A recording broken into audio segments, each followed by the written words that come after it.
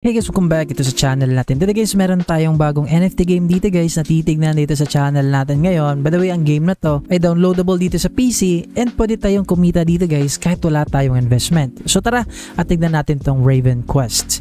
So by the way guys, 2024 pa nga nag-start ang game na to and actually kaka-start nga lang nila or bagong-bago pa yung play to earn nila dito guys. So actually maganda yung game niya and papakita ko sa inyo saglit. Ito yung game niya guys, makikita nyo. Yan, ito yung game natin. So, ayan. So, makikita nyo dito. So, ito siya guys. By the way, di ko lang matanggal to. Di ko alam paano to tanggalin. Pero natatanggal to guys eh. Namumove kasi to. So, siguro pag naka full screen siguro tayo. So, by the way, before natin tignan yan siya, ito yung game niya. So, actually, napaka-goods ng game niya guys. Pwede yun siyang itry. Free to play to guys. So, by the way, we will discuss paano nga ba ang kitaan dito. Paano nga ba tayo kikita dito guys sa game na to. So, unahan mo natin guys yung kanilang website. This is their website. Inilalagay ko guys ang link ito sa kanilang description or sa description natin guys. Dito sa kanilang game, meron silang lalabas na game guys. Itong Raven Idol. So, wala pa siya. Hindi pa na nalalabas to. Itong isang Raven Idol naman guys is, ang game na to is actually idle game lang siya. Pero itong isa guys is RPG game siya. So, ayan. So, maraming naglalaro na nga nito. May mga nagla-live na rin ito guys. Ayan. So, makikita nyo dito. Marami yung mga naglalaro nito.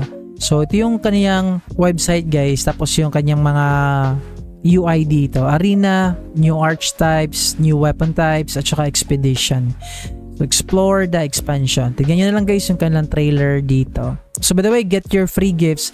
Register and play now. Receive your free lunch bonuses. So, meron tayong marireceive guys na worth $20 na Raven packs dito.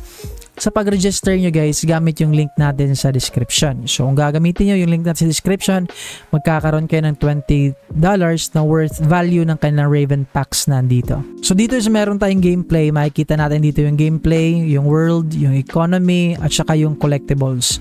Meron tayong guild wars dito katulad ng mga RPG games. So, typical na RPG games talaga, may mga guild wars talaga. So, true sandbox, MMORPG, skill-based crafting and gathering, arena, solo, and duo. So, by the way guys, yung unang way natin paano kumita dito guys, is dapat meron tayong land ownership dito or farming. So, land ownership, kailangan natin bumili dito guys ng lands nila dito. So, kailangan natin bumili ng lands nila, which is we can produce resources and earn with our land naman din dito.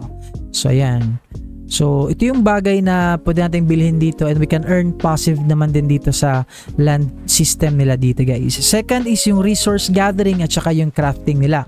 So, sa resource and crafting nila guys, by the way dito guys ay pwede tayong kumita kahit wala tayong investment. So, we can gather resources and then we can craft items. Yung mga items na yun ay nabebenta natin sa marketplace na convertible naman siya guys sa real money naman. So, kaya that's good na rin. So, pag high level ka na dito, syempre mas marami ka nang kayang gawin dito guys sa loob ng game mismo. So dito yung mga character nila, marami tayo endless character customization daw dito. Holy, meron tayong archer, holy, protection. So marami silang mga characters dito na available na pwede nating laruin guys. So marami silang mga characters dito na pwede nating pagpilian. Classes, player way. So yun guys, meron tayong maraming ways dito paano laruin yung game niya. Kaya napakaganda nito. So mga skills nila to guys. So dito is meron din tayong PvP at saka PvE battles naman guys. So combat is another way to earn. So marami tayong ways dito para kumita din guys. So, winning battles give you loots and rewards naman din. So by killing enemies and of course mga bosses dito guys. So kaya mas maganda pag higher yung level natin dito. Marketplace trading, so isa to sa pwede nating pagkakakitaan. Tapos meron din tayong guilds and gameplay. Meron din tayong guilds and community play din dito. That's why Raven Quest encourages teamwork. Joining a guild opens a shared resources, special mission, and better economic opportunities.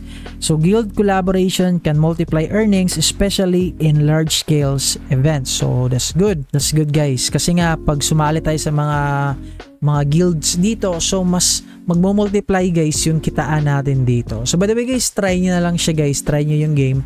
Ayan nga guys, actually na-try ko na dati to guys eh. So meron siyang mga quest, meron tayong mga gagawin lang dito. para nga guys makuha natin guys yung mga kailangan natin dito para kumita naman tayo guys. So by the way, ito yung review natin regarding dito sa Revent Quest, and guys kung nagustuhan nyo yung review natin today, just don't forget to leave a like and mag-subscribe na rin kayo. So yun lang guys, and see you sa ating next na video.